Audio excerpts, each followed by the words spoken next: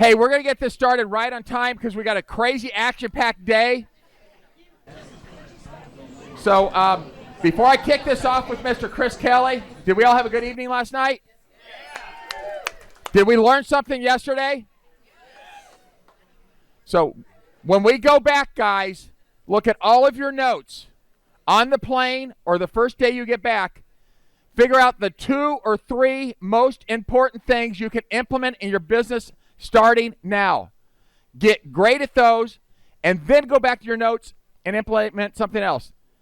Who watches Darren Hardy? Darren Daly I would highly suggest Darren Daly's a great free podcast. I try to start my days with that many days.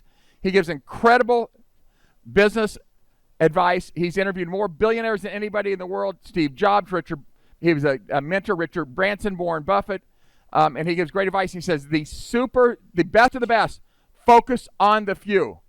When you focus on 10 things, you're going to do 1 or 2 of them, and you're not going to do them well. When you focus on 1 or 2 or 3 things, you're going to be much more likely to achieve those things. So go back, look at your notes, find some things, implement them, and then go back again. So who signed? We lost the QR code for, can we go back to the QR code real quick? Chris isn't talking yet. We don't care about Chris yet. We'll care about Chris in a minute. We love you, Chris. We love you. Who signed up for Laguna Beach Explosion? I know we had a chunk of you. So QR code, because this is going out to the network, guys. You guys are first choice. This is going out to the network, to Chairman Circle winners in the next 3 or 4 days. So I think this thing will sell out immediately because we are limited literally to 200 people at that event. And Jimmy and I are already working on bringing some people in from the outside again, whether it's some business people or stuff like that. So scan that QR code, RSVP, and then we'll have set up in the next week the ability to go ahead and go online, pay, get the code, and the Surf and Sand, a 5-star hotel on the ocean. It is spectacular. It's just had a major remodel. Crazy, crazy cool, isn't it? Unbelievable. $485 a night, no resort fees. We've got those waived. No overnight parking fees. I mean, that's like $120 of fees we got waived already there. And this is a $1,000 a night hotel. We're going to blow it away there. It's going to be just as good as it is here, guys. So excited to have you. With that, we're going to kick this thing off. Mr. Chris Kelly, the CEO, the president of HomeServices of America. He's my boss. I think some days he wish he wasn't my boss. He's like, I called him, I think, last Thursday or Friday. When do you want to do this? Later. Is that okay? And he clicked off, hung up on me. I'm like, that son of a bitch hung up on me. He's like, sorry. I'm like, you never answer. Now you're hanging up. I hit the wrong button. He hit the wrong button. Chris. Thank you. All right. Good morning, everybody. I'm actually Jimmy Burgess's stunt double because he had to work so hard yesterday. I'm a stand-in for it and stuff. And Vince gave me about 6 minutes to present today because Andrew's up next, and we're all just living in Andrew's world, right? So, okay, so I'm going to try to inject a little bit of optimism for all of you guys today, right? Because we've talked a lot about AI and some of the other technologies that are coming and stuff, and it causes some fear. Let's admit it, sometimes our industry is a little bit of a hair on fire industry. Something new comes out and we get really afraid. Is this going to be the end of what we do? And we just kind of see that repeated over time, all the time. Think back 5 or 6 years ago when you first heard about iBuying. Just admit it. Were we all a little like, oh my God, everyone's going to buy houses this way, and right? And is anybody afraid of iBuying right now? No, right? So all these things that are changing, what ends up happening, it reinforces what already makes each of you great to begin with. So I just kind of want to go through a little bit of a history lesson here real quick, and I promise I won't put you to sleep, or we'll give you some caffeine if you do. If you go back to the Industrial Revolution, the most important worker out there in America was the skill worker, right? It was the person who could go into a factory, could pull the levers, push the buttons, do the actual work, right? And then we went through the kind of the information technology revolution, and the knowledge worker really became what was most important. And that's the world we've been living in for the last, let's say, 40, 50 years, right? The knowledge that all of us have, whether it's as a real estate professional, as a doctor, as an attorney, whatever it may be, the knowledge that we had is what made us great and why we were kind of the most important component of any economy that was out there. But there's been a lot of impact on our folks, right, and stuff. And so these are some really sobering stats. 375 million workers are expected to switch jobs as a result of AI by 2030. 71% of industry leaders expect widespread adoption of AI. Manufacturing accounts for about 14% of employment right now. This one is always the Moore's Law. Have you guys seen this? Every 24 months, basically the computing power doubles. My family reminds me quite often my brain is not doubling. It's going the inverse of this graph right now. IBM Watson in 2012, like when it was first on Jeopardy, it was about the size of a bedroom. It's the size of about 3 pizza boxes now. That all that computing power just gets smaller and smaller, right? And everything, that changes with that. So the question comes for up a lot of us is like, what does that mean for realtors, right? What does it mean for our profession as knowledge becomes more and more at the fingertips of the consumer, right? Because if we went back a little bit, let's say pre-internet or the dawn of the internet, right?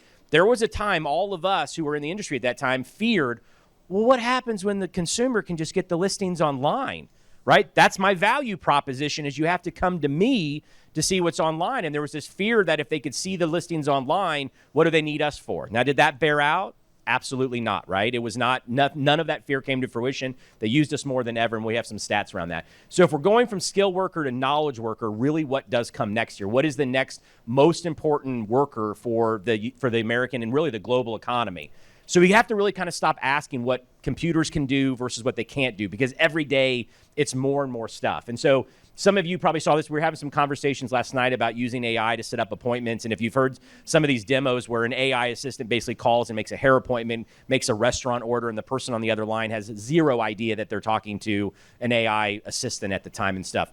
And, so what does that mean for us? But again, is your value proposition the time that you take to be on the phone to schedule an inspection? Is that really what our value proposition is? Probably not. So if some of this stuff is able to come off our plate, is that going to harm us, right? So this kind of humanizing a little bit of intelligence is happening, but it's not there. It's not exactly what the consumer is after when we talk about it. So what's happened is we've seen a lot of real estate disruption. Been about $10 billion over the last decade has been injected into our industry under the belief that the consumer was ready to be separated from you.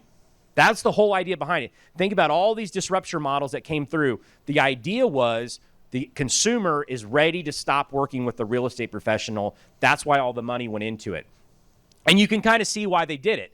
If you rank out America's most and least trusted profession, real estate agents, that's where they land, right there, right near the bottom. Before you feel bad about yourself, I am a real estate agent. I'm a recovering lawyer at this point. I am a business executive. If I sold a car and ran for Congress, I could have all 5 of the bottom ones covered, right?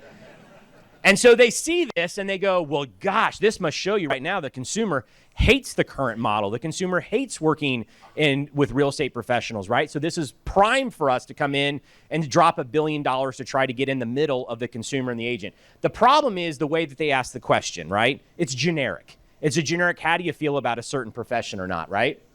When you ask the question, how do you feel about your real estate professional, the one that you use, the one that you refer and recommend, it's 94% like or love. So billions of dollars wasted because they only asked the question generically and they failed to ask the question about the individual, right? Because they looked at it like as a homogenous thing.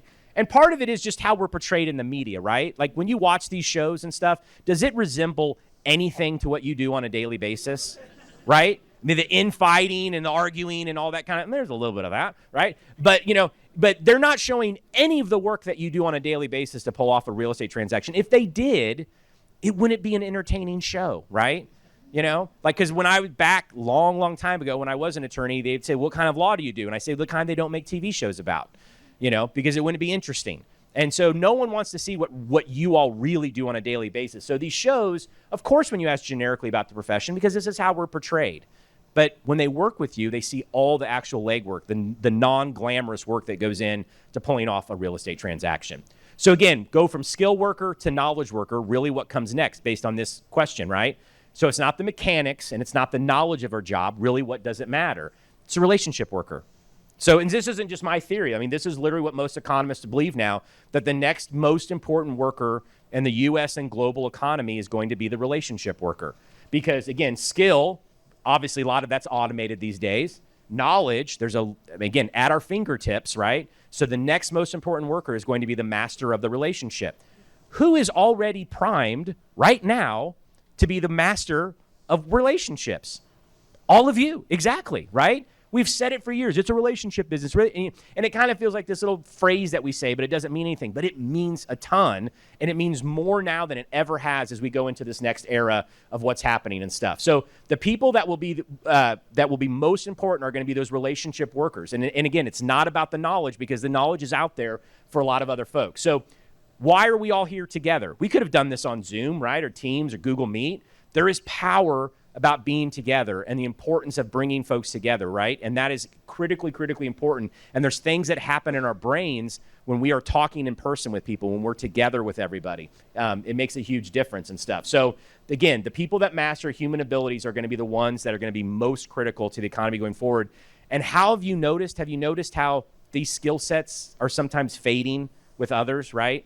You know, this ability to kind of have relationships and conversations and be able to engage like that, it is an eroding skill set, and all of us are primed to be able to step in and fill that void. So what are those people first skill sets? The biggest one is empathy. Empathy is not sympathy. Empathy is like this mirror that we have in our brain that when we're talking to somebody, you can kind of read their emotions a little bit and you can kind of feel what they're thinking. Think about the times when you've been on a listing appointment, or you're working with a buyer, or you're working with, you know, another agent, and you're able to talk face to face with them, and you can kind of get a better sense of what's going on. It's a really intrinsic thing that's part of our evolution. It's deeply embedded into our brains. It's not something that we should take advantage of, and it's something that machines really can't replicate, right? You can't sit in front of a machine and be able to do that and kind of feel that emotion. So that empathy level skill set is really, really important as we move forward with it and stuff. So it's really a foundational thing of what makes us human. And there's some really cool examples of this. And so if you've read the book Blink by Malcolm Gladwell, he goes into this really, really deep, and you can kind of dive into this, but I'll kind of give you some of the kind of the outlines of it and stuff. So there's this concept called thin slicing. And again, it's like this superpower. It's literally a superpower that every single one of you have, and you exercise it every single day without even realizing it. This ability to assess a situation, to assess a person, to assess an outcome without even realizing that your brain is doing it. And here's some examples of it. So they did this evaluation at Tufts University where they had students come in to start off a class with a professor. They got 5 minutes in. That's all they got. They got 5 minutes in on day one. And they were all asked to then fill out an evaluation of the professor. I mean, a full-on evaluation, you know, how was she at this? You know, caring, compassion, knowledge, you know, expertise, whatever it was, the whole thing. And then they came back after that same group of students had worked with that professor, taken multiple classes for at least 2 years, and they filled out the same evaluation. And what they found was the evaluation they filled out 2 years later was nearly identical to the one they filled out in 5 minutes. So I think we're a little over 5 minutes into this. It doesn't matter what I say from here on out. You have all decided that you don't like me, and it's over, right? I can't bring you back. It's over, right? It's done. So again, thin slicing is this concept that in 5 minutes they form this opinion of this person, and you're normally really, really accurate at this. Like, it's usually pretty spot on, but it's also a good thing to realize when you're doing it, saying, well, wait a minute, I've made some judgments here. Maybe I need to wait a second and dial it back a little bit. But 2 years versus 5 minutes. This one got really interesting. At Harvard, they decided to do whether or not you could do it without any sound. So they took a control group and they showed them video of a professor speaking, and it would just be this. They didn't get any sound, they didn't get any inflection, they got nothing. They just got the mannerisms. They just got, you know, the body language and what they were doing in the class. They had them fill out an evaluation, and then they had the folks that were actually in the real class, got to hear everything, witness everything. They filled out an evaluation, and what they found, again, negligible differences between the soundless evaluations and the ones that the people that were actually in the class, all right? So again, not even really mattering what we say in many respects as well, too, and we've all heard that before, too. And it bared out in the evaluation. So again, this poor professor, you know, he or she wasn't even what was coming out of their mouth. It was just literally how they presented themselves, how they were interacting with the classroom in order to have this evaluation done. Oregon State did a thing with the job interview where they basically showed a control group of folks the first 30 seconds and the last 30 seconds of a job interview. That's all they got to see. I mean, literally the, how you doing, Jimmy? Have a seat. No way, I'm not hiring you. You know, thanks for coming in, right? So the beginning, the end. That's all they got. And then they had professional job evaluators who sat with the candidate and did the full 30-minute job interview and stuff.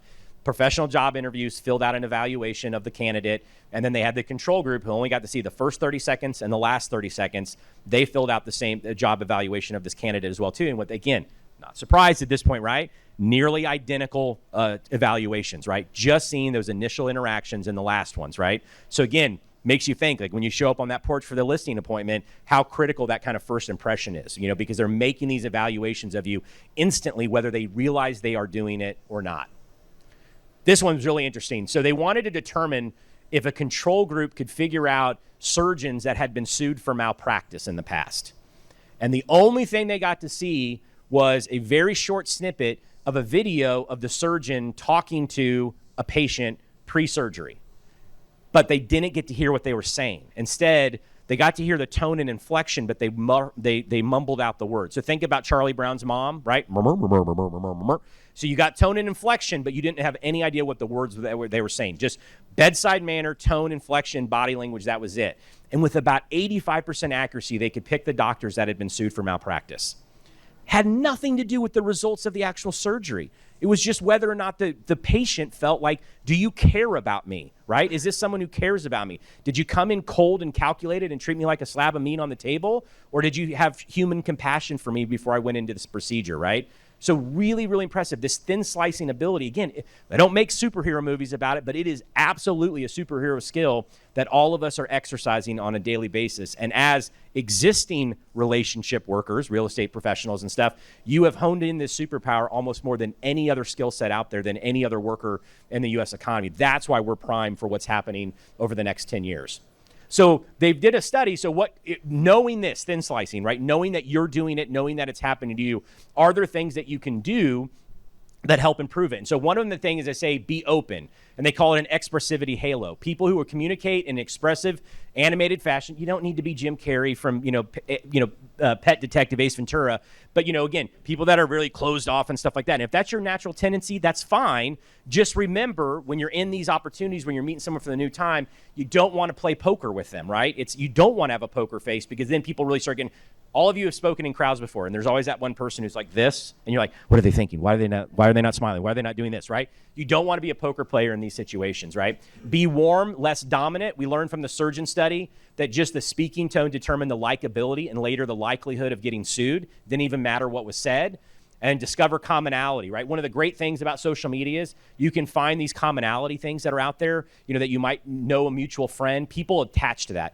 It drives my family nuts, and I wasn't going to admit it to Tommy yesterday, because I went to Kansas State as an undergrad and then KU for law school, and they beat the crap out of us for years and years, and Nebraska did. But one of the things that drives my family nuts is, like, if we're on vacation somewhere and I put on a K-State hat, if I see anyone else with that logo, I'm like, go Cats. And people are like, my kids are like, please, God, don't say anything to these strangers, But, you wouldn't say it in Kansas because everybody's got a Jayhawk or a Wildcat on, right? But you get outside outside of a different state or outside the country, and, you latch on to these things that are familiar and stuff, right? Like, you wouldn't care that someone else is from Nebraska, but if you were in France and someone else is from Nebraska, immediately, do you know so-and-so? Or where did you grow up? Like, we're always trying to find these commonalities. And so that's one way to immediately create connections with your clients out there and potential new ones that are being referred to you, is find that commonality and then really zero in on that. We're always looking for a connection. And this is something that Vince has said. In fact, the very first meeting I was ever in with Vince, he talked about trust and likability and how actually interconnected they are. That this idea that trust has to be formed over years and years is actually kind of a falsehood and stuff. And so they decided in less than a second, research suggests that happy faces are more trustworthy, smile more, lean forward, make eye contact. That builds trust, right? Now, over time, you can erode that. But we're naturally, as humans, we are inclined to trust. In fact, it's another one of the things that Malcolm Gladwell's talked about is this. Yeah, look, Steve was leaning in, right? Yeah, I trust you. Yeah, that's a little creepy. That's creepy clown, but yeah, that's close. But we default to trust, and actually it takes longer to lose someone's trust, right? Because in order for us to have these communal relationships, we actually latch on to trust first, and then we have to be proven otherwise. We've probably all met someone in our lives who is wired the opposite of that. It's a really hard way to go through life where everything is a scam until proven that it's not, right? It's not how we're wired as humans, or we never would have formed these bonds together. So who are our competitors? Who are we actually being compared against? Just throw out some names here. And if we had more time, we'd go into this really deep. But I'm just curious. Who are your competitors? No wrong answers. Sotheby's? Okay. Any others you want to throw out? Amazon. That's Rod's on to this. I get it. So I think what we do oftentimes is we're going through this business is we're worried about the real estate company or the real estate person across the street, the person that you're like, how dare you send postcards to my neighborhood, right? This is my neighborhood. This is my turf, right? The problem is right now, people are staying in their homes longer than they ever have. So the last experience they've had with a real estate professional could be upwards of a decade ago, right? So what we've learned is that they're actually not comparing you against the last real estate experience. They're comparing you against the last best customer experience that they've ever had. And so what we like to talk about is like, you might actually be getting compared to Disney, right? And so Scott and I were just talking about his daughter's doing the Disney internship right now. And I wanted you to think right now, think back to the most recent real estate commission check that you got, right? Think of the amount. You don't have to shout it out, I promise, okay? Some of these high-priced markets, right? Compare that number to what you think it costs to send family of 4 or 5 for a week at Disneyland or Disney World, stay on property. Pretty close, right? Your check might have been more, right? So that's the standard we're talking about here, right? Is when we think about delivering this great customer experience and what they're paying for, AI can't replace going to Disney World. AI also can't replace what it is to work with each of you as individuals. But it's the standard that we're providing it. Don't worry about what that real estate agent across the street is doing. It doesn't matter. What matters is what is the last best customer experience that consumer has ever received. So you think about it, imagine you're going to take them on a listing appointment or you're going to start showing them properties and they've literally just stepped off the plane getting back from a week at Disney World. Their wallet's a little lighter, right? They're probably tired. But you know what I mean? But they stayed on property, they ate on property, they visited all the parks, the kids went crazy, the whole thing, right? That's the standard we're getting compared to. Or whatever in your mind, whatever company in your mind right now is like, hey, this is the best company I've ever worked for, I've ever interacted with. I love their customer experience. I love everything about them. That's who you want to start comparing yourself against. Am I delivering that level of experience, right? It's not about the next real estate professional because they don't even remember. They don't know. They can't remember a decade ago, right? So that's what it is. So the bottom line is the consumer wants this relationship with us. There is no factual data evidence at all that suggests anything different than the consumer continues to want to work with you, and more so than ever. And we're going to look at some of the numbers, and I'm sure they'll share out these slides so you guys can all have them or whatever. So look at this. They ask all age group buyers, on your next transaction, how are you going to do that? How are you going to buy a house? 88% of all consumers are going to buy through a real estate agent. The thing I really want you to focus on, look at 22 to 30 year, 91%. It's the highest number. Out of all the different age cohorts, the younger the consumer, the more likely they are to say they need to work with you on their next transaction. And why is that? We've overwhelmed them with knowledge, right? They can go online and they can look up all kinds of stuff, right? I know that my wife, who's thankfully she's like 6 states away, she's a little bit of a hypochondriac, just a little bit, right? And she can get on WebMD or Mayo, and she can diagnose herself with all kinds of things, right? But then you still go to the doctor, right? So same with real estate. They can get in any market. I can get in there and say, Omaha real estate for sale, and I will have a tsunami of information wash over me, right? And I can't make sense of it. And I need to reach out to a professional to make sense of it. And the younger the consumer, the more they realize it, right? They understand the importance of working with a professional almost more than any age cohort.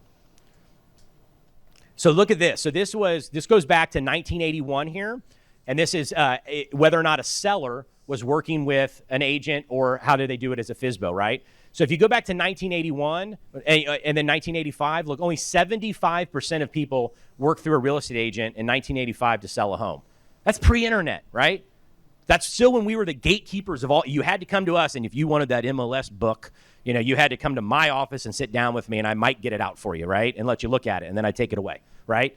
But even then, 25% of the people were not working with a real estate professional.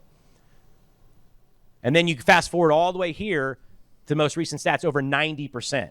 So again, it wasn't the gatekeeping of the information that made us important. More people using real estate agents today than at any other point in time. So it's not about the knowledge gatekeeping. You don't need to worry about AI. Oh, they can get on AI, they can ask all these questions. Great, they're still going to come to you. They're still going to come to you for that relationship to make sense of everything that they're reading online. Method of home purchase, look at the buyers, same thing. If you go back to 1985, about 73% of consumers were using agents to buy a home, right? So again, more than 25% were not. So then the internet comes along, 2000-ish, let's say, 69% at that point, climbs a little bit. Then Zillow and the portals come into play, and we're like, oh, my God, now the portals are in play. That should have been a big disruptor for us, right? Look at that. So it was 2007, 8, 77%. Now we're up 10% higher. So 10% of more people are using agents today than even before when the portals first came out. So these disruptive activities that we see that happen in the marketplace, none of them have disrupted the consumer's desire to continue to work with you. And so I don't fear any of these changes. I don't fear what's coming because you all have mastered what is most important to the consumer, and that is that relationship. So if there's one thing to leave on today, it is how do I continue to lean on the relationships and lean further into the relationships that I'm building with my client. That's what makes the biggest difference and stuff. Number of agents interviewed. Again, all buyers, about 73% only interview one. One, that's it. So again, it's all back. I keep my relationships. I stay top of mind. I stay tip of tongue. I got a 75% chance they're only going to talk to one person when it comes time for their needs, right?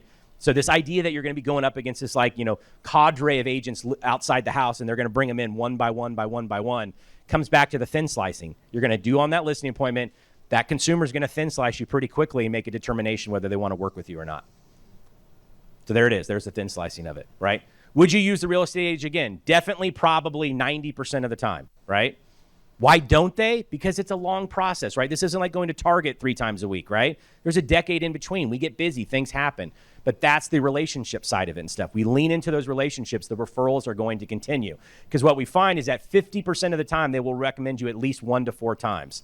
So all these other methods of driving leads are critically important. It's not to say that they're not, but I'm guessing for the vast majority of you, most of your business is coming from friends, family, neighbors, and the referral sources that you're building off of that. Nothing changes that, even with AI, even with other technologies and stuff. Use that to supplement it. Use it as a tool to continue to build the relationships, but it's not a replacement for what you guys are doing right now and stuff.